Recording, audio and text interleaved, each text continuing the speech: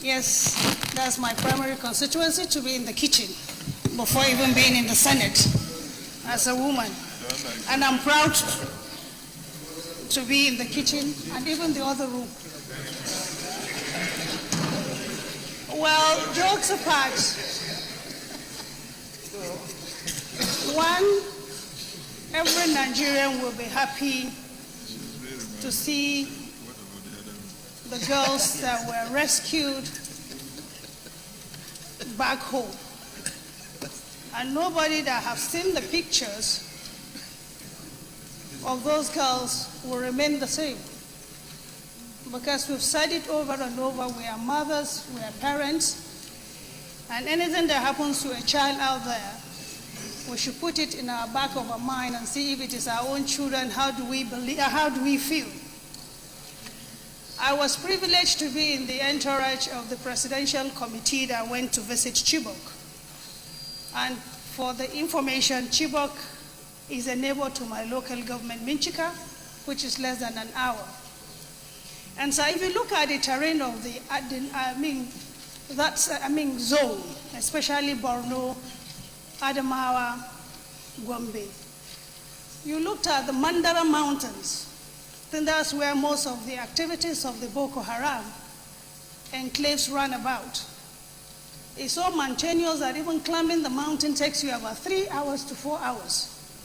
And just look at the Gaulish story about some of these children or women that were not privileged to know how to climb the mountains. And most of them were found dead in ditches that it's almost about more than 20 feet down below. But for the girls to be found, we still have hope that the remaining girls will come back home. When we visited Chibok and we met the mothers, they were in a very pitiable situations, and we were told that 10 of the mothers were dead already. And again, most of these girls found, probably there are some of the girls that are not alive. The one that struck my heart and I felt so pain was one of those girls that have a child, a boy. Now this boy will grow up. What will become of that child? And so it's not getting the girls that matters. We need them to go into a psychological cleansing because of the trauma they must have gone through. And thank God for the Red Cross, like my sister has said, and even the Swiss government, and again even with the federal government. But we've heard again that there is another negotiation that is going on. Our prayers is that all the girls should be found rehabilitated so that they can now find a conducive atmosphere for them to forget about the trauma they have gone through, and government again to look inward to see that security is most important and paramount to every Nigerian, home or abroad.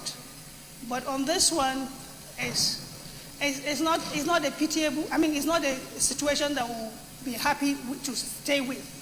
When I was coming back from Yola, I think one of the president of the EYN church, the wife, now said they were going to have a service with the girls.